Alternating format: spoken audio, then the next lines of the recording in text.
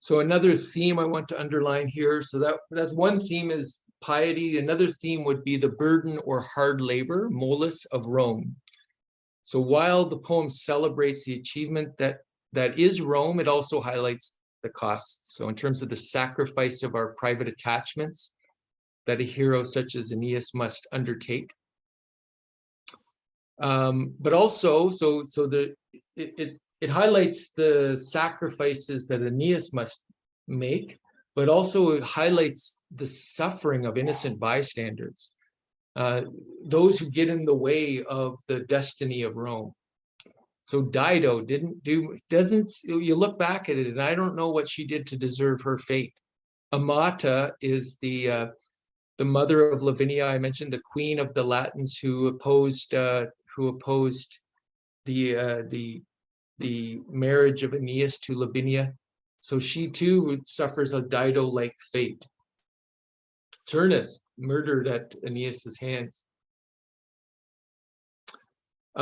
Something we'll see too is, and it's related to the last theme about, let's say, the sacrifice, the burden, and in terms of the burden of Rome, in terms of the sacrifice Aeneas must make. So part of the sacrifice to committing one's public duty and being faced to those duties means he's almost cut off from those around him. So the tension between his public duty and his private interests means he must keep up this public brave face while bottling up and not necessarily sharing with others his own anxieties. So we'll see this in his first two speeches in book one. When you read book one, pay close attention to the parts that are narrated, and then you're going to get speeches. Okay, so the first speech of Aeneas, he expresses kind of some despair, and then his second speech in front of, and that's to himself, and then to his comrades, he puts on a brave face, so to speak, and the narrator comes in afterwards and kind of undercuts that brave speech and said, basically saying, the narrator said, oh, this was a lot of vaunting despite the pain within his chest. So basically saying these are all brave words, but in fact, Aeneas didn't really think that they were so well off.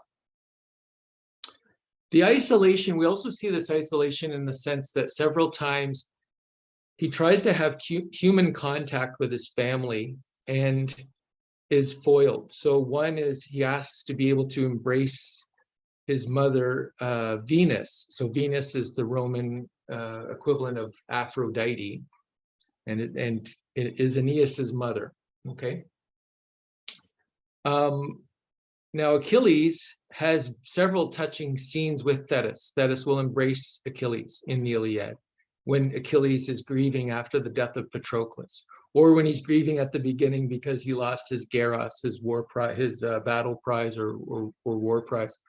So so Thetis is always there, kind of embracing and helping Achilles, but Venus only shows up in disguise. Aeneas has to kind of notice her when she's leaving, go, wait a minute, that's you, Mom, what are you doing? You know, and he goes, where are you going? You know, why can't we just have a chat? And she said, no, you know, I gotta go. And then he's going, well, can you maybe a hug, Mom? You know, I missed you, you know, I haven't seen you forever. And then no deal, no dice, right? So so there's quite a contrast, let's say, between his relationship with his mother and Achilles, but also remember the other touching family scene from the Iliad is Hector's scene with Astyanax. So he's about to kiss his baby boy, and Astyanax is this as a baby is afraid of this bright shiny helmet with the horsehair crest and shies away and cries. He takes off the helmet, Hector does, and kisses Astyanax, and they have a little giggle about it. A very parallel scene with Aeneas and Ascanius, or another name used for Aeneas' son is Iulus, so he's a couple of names there. But in a parallel scene, Aeneas tries to kiss Ascanius, and he does so through his helmet. They're both wearing helmets, and they just kind of, I don't know, butt heads or whatever you do if you're both wearing helmets. So there's always this physical separation or kind of symbolic separation between him and his loved ones. And maybe most touching of all, his first wife Creusa dies in Troy as they're trying to escape. And this is recounted in book 2. And he's recounting this as part of the story to Dido. These were her parting words, and for all my tears, I longed to say so much. Dissolving into empty air, she left me now. 3 times I tried to fling my arms around her neck. 3 times I embraced nothing. Her phantom sifting through my fingers, light as wind, quick as a dream in flight. Sorry, the context I should have put there is in this, what he's recounting here is she had died.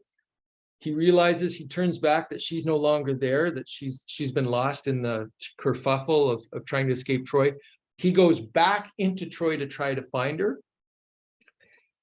What he comes across is her ghost, and she says, "No, I'm dead." You know, maybe if you had looked back a bit earlier. No, she didn't say that, but she says, "No, move, you know, take care of our son. Keep moving. I'm dead. Forget about me now." And as he indicates here, he says, you know, 3 times I tried to fling my arms around her neck. So the her is this ghost he's been discussing with. And 3 times I embraced nothing, her phantom sifting through my fingers, light as a wind, quick as a dream. And this something similar occurs when he tries to speak to Dido in the underworld to apologize, so to speak, you know, for his treatment of Dido. She refuses to listen, and she says no word. She just completely snubs him, so to speak. Now, remember the words that Creusa spoke as a ghost. So remember we said, you know, 3 times I embraced her, her phantom sifting through my fingers, light as wind, quick as a dream in flight. So in book 6, he's in the underworld. He's speaking with his father Anchises. His father Anchises had died, and he's in the underworld, and he sees his father there. And so Aeneas pleaded, his face streaming with tears. 3 times he tried to fling his arms around his neck. So 3 times again he tries to hug, this time his father. 3 times he embraced nothing, the phantom sifting through his fingers, light as wind, quick as a dream in flight. So very parallel. So parallel to the scene with Creusa, he's not able to embrace his wife. He's not able to embrace Venus, his mother. He's not able to embrace his father in the underworld.